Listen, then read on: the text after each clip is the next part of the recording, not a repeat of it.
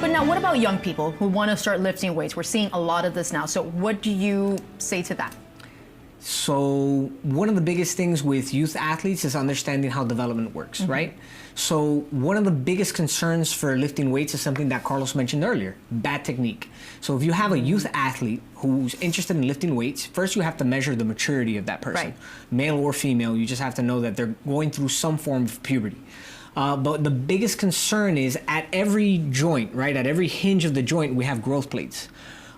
You can fracture those plates, and if you fracture those plates, then you're going to cause something like an arm discrepancy. You're going to have somebody walking around with one arm because you're still growing. Because you're still growing, and you're fracturing those points of growth, and that's a really big thing to know. So if you are a youth athlete who's interested in lifting weights, you should probably seek some form of professional. But the most important thing for a youth athlete is not necessarily lifting weights or having structured exercise, but having fun playing multiple sports.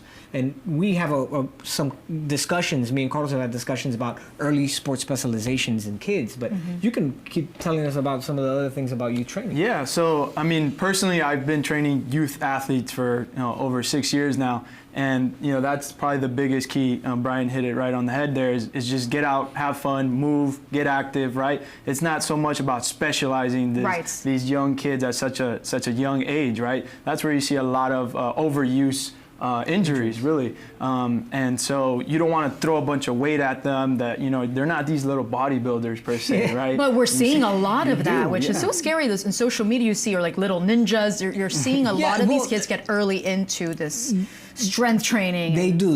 And exercise at any age is going to be beneficial. Right. And you can lift weights as a young kid, and you can get strong, because the thing is that it's such a complicated concept.